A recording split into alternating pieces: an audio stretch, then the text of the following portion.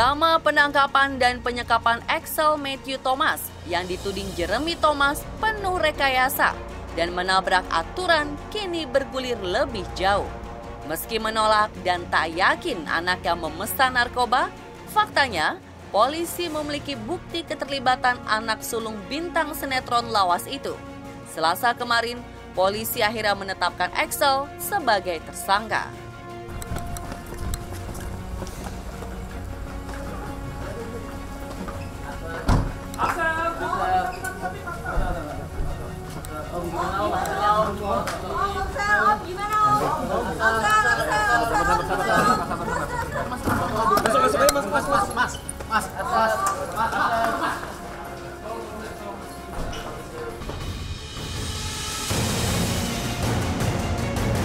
Selasa malam tadi, kakak Valerie Thomas dibawa ke Polres Bandara Suta untuk dibuat berita acara pemeriksaan. Menyadari anaknya mengkonsumsi narkoba, Jeremy Thomas pasrah dan menyerahkan pengusutan kepada kepolisian. Dan negara Indonesia yang baik, saya sudah membaca di media, dan sebagai ayah, saya di sini ikut bertanggung jawab. Sebagai warga negara yang baik, tentunya kita harus patuh hukum, kita harus kooperatif. Yang namanya hak penetapan tersangka itu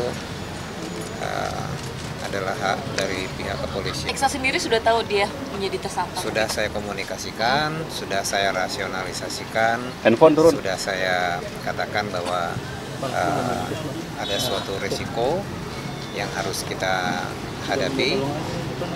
Kita hadapi dengan baik, kita hadapi dengan bijak, kita hadapi, saya sebagai orang tuanya akan membantu, mensupport.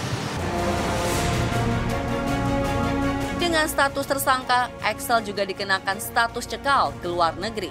Rencananya berangkat ke Singapura tadi malam, akhirnya batal.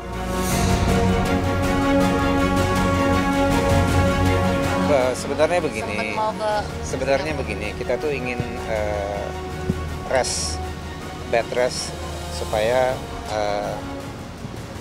ketegangan ini Axelnya itu lebih rileks gitu. Jadi saya putuskan ya udahlah, kita 2 hari di sana, mungkin Axelnya bisa dapat post traumatic treatment, kita lebih tenang. Tapi ya kalau misalnya memang Axelnya sendiri sudah dicekal, belum bisa, ya saya pun juga mengatakan kepada petugas imigrasinya ya sudah.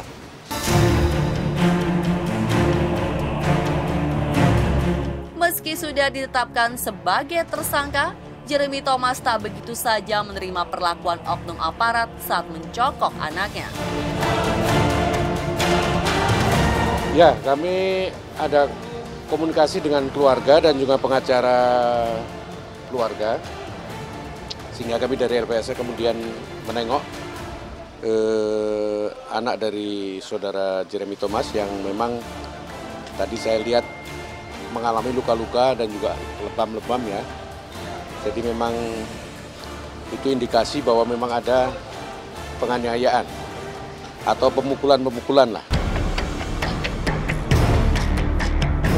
Di ruang sidang Pengadilan Negeri Jakarta Barat, Ridho Roma yang lebih dahulu tersangkut kasus pemakaian narkoba tengah berupaya melunakkan hati jaksa penuntut umum mengabulkan keinginannya untuk menjalani rehabilitasi sebagaimana yang direkomendasi oleh Badan Narkotika Nasional. Sang bapak Rhoma Irama datang dan memberikan dukungan kepada putranya. Tetapi saya berharap bahwa sesuai dengan asesmen terpadu BNN yang lalu, juga dengan keputusan kepolisian, hasil penyidikan kepolisian, bahwa Ridho direhab. Oleh karena itu Ridho dikirim ke RSKU, Rumah Sakit Ketergantungan Obat.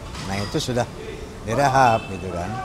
Nah tentunya insya Allah hakim dan jaksa pun akan konsisten dengan asesmen dari BNN juga penyidikan kepolisian.